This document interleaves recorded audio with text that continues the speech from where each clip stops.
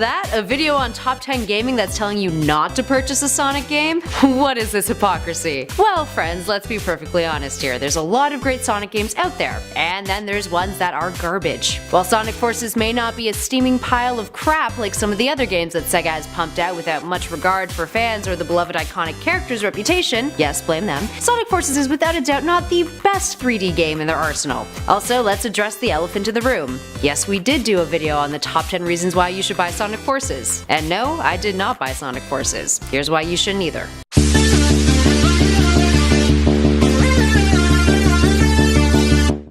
And at number 10, Sonic Mania. Let's start off this list by pointing out the obvious. The game that was released prior to Sonic Forces is a significantly better game, and it does the franchise justice. While some critics have called it a glorified fan game, considering the development team behind it was different than the typical Team Sonic that heads most of the Blue Blur's other video game properties, it's proven itself to be a game worthwhile, described as inherently nostalgic, emulating the original Sonic games exceptionally with controls and game mechanics that were seamless. So all in all, coming off of the success of a game like that, critics saw Sonic Forces as a major disappointment, lacking the polished mechanics that Mania, despite being a very different kind of game, exhibited with ease. One step forward, two steps back. Sounds about right. And at number 9, the story. People were mixed on the story in Sonic Forces. While critics generally panned it, the fans were divided. Some dug it and enjoyed the challenge Sonic faced with Infinite. On the other hand, some felt that it was sloppy, it wasn't very compelling, and that there had been previous storylines in previous Sonic games that were way more memorable. The story tried to take on a more mature tone, but floundered.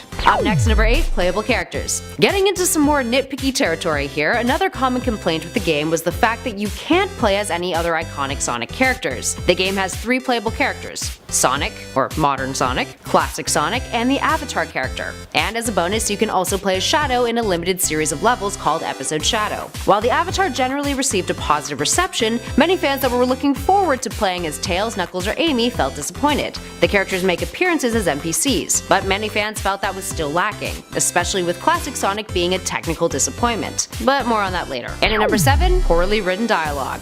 When we join forces, the sky's the limit.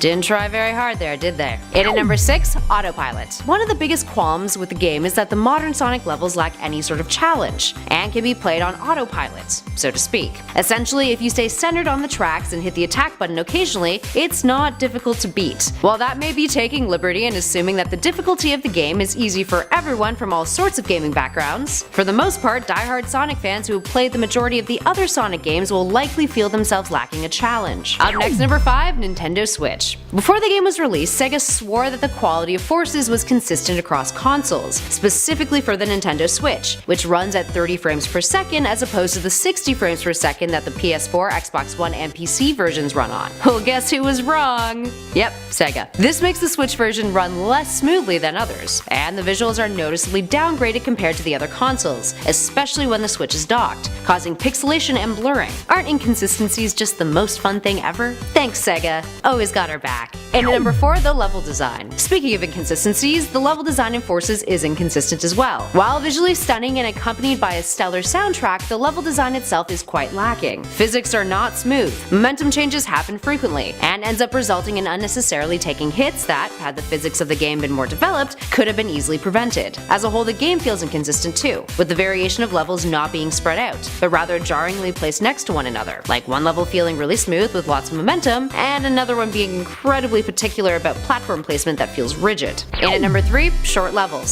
Speaking of the game as a whole, it's pretty easy to fly through it, considering all the levels are fairly short. There's 30 stages with some bonus levels, but the length combined with the autopilot vibe of the game overall makes it feel lackluster. While there is supposed to be some replayability in terms of mixing things up with your original character Avatar and the Wispins, the weapons powered by wisps that you can equip and do different things with, many players felt that even that wasn't enough to make the game worthwhile. The boss battles did manage to step up and impress though, but as some critics noted, they wish there were more of them. Up next, number 2, Classic Sonic. One of the things that Sega is notorious for is adding features to their Sonic games that, in theory, seem fantastic, but in execution are severely lacking, and as a result feel half-baked, as if they've been tacked on to the game. The inclusion of Classic Sonic in Forces is exactly that. Critics varied on their thoughts, from feeling that Classic Sonic was a solid inclusion but didn't add anything remarkable or memorable to the game, to critics feeling Classic Sonic was the worst of the 3 playable characters due to bad physics. His momentum was all wonky, and the drop dash isn't as nearly as fun as it is to use in Sonic Mania, hence the underdeveloped half-ass tacked-on thing that we mentioned earlier. The platform levels don't give players anything new,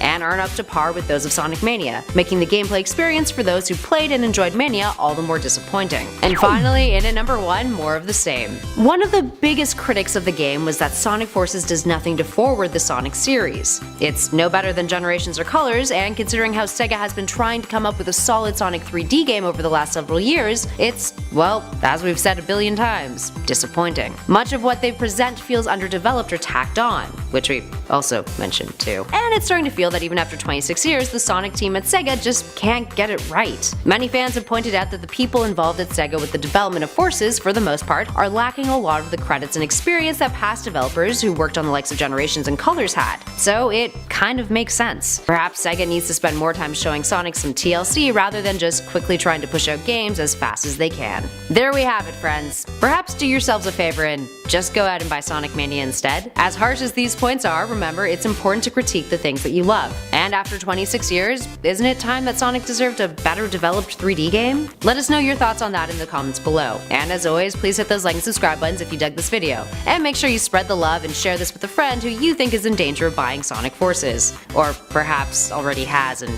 just needs some sort of catharsis. That being said, thanks for watching everyone. Feel free to check out one of our playlists on our channel for more top 10 gaming. I'll catch you all in the next one.